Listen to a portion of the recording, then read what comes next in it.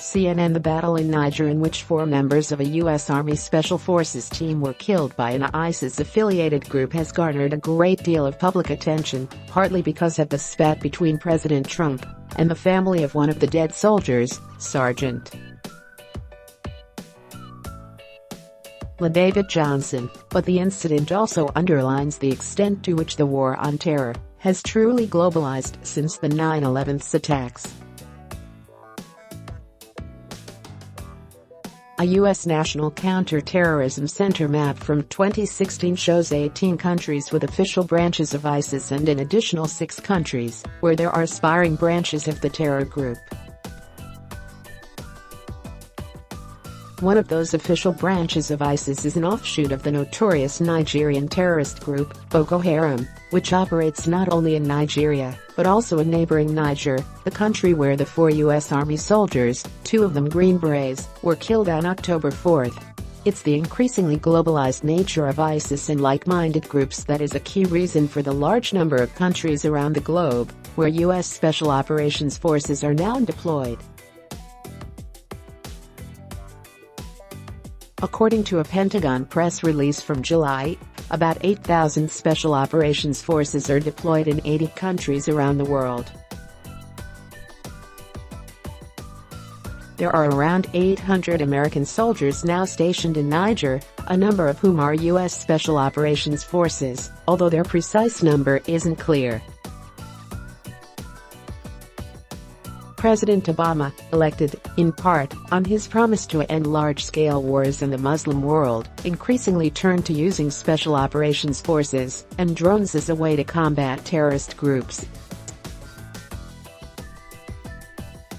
President Trump has continued this policy. The classic role of special forces, including the Green Berets, that are now deployed in Niger, is to work by, with, and through local forces.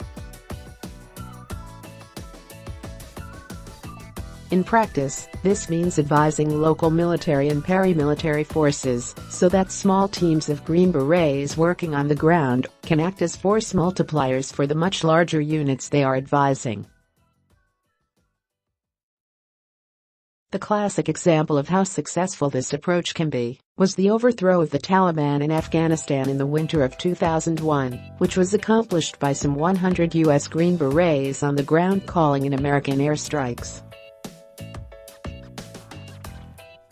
The Green Berets also allied with many thousands of Afghan militiamen to defeat the Taliban.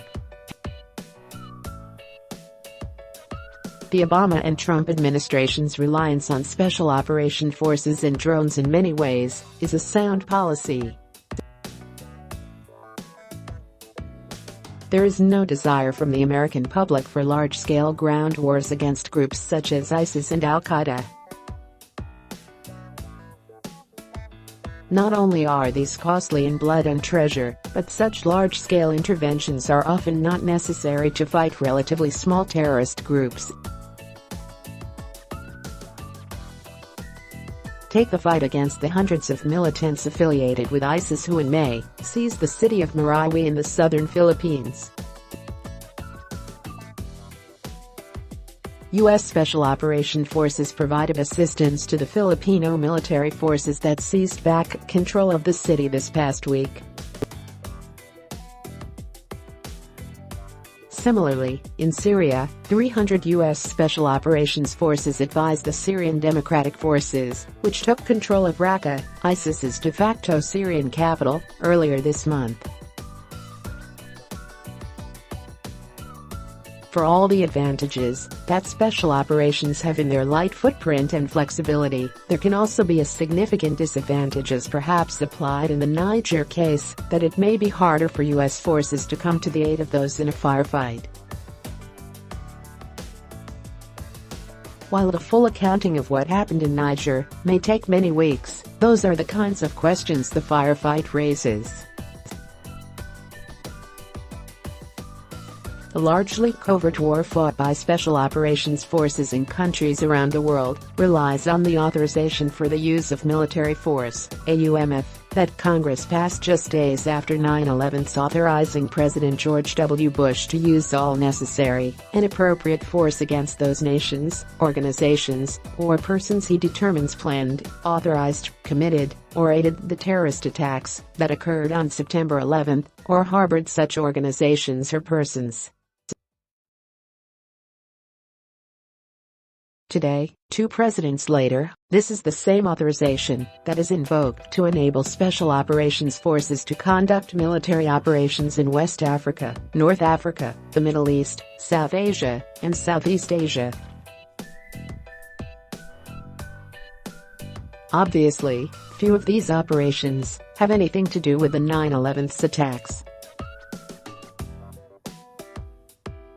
No one imagined that the post-9/11 AUMF would 16 years later be the legal authorization for numerous military operations against jihadist terrorist groups across the globe. It would be wonderful if Congress would have a public debate about the scope of these operations, rather than handing the president effectively a blank check, but few in Congress have been willing to bring the matter to a vote, and so America's long wars grind on with little public discussion or congressional debate.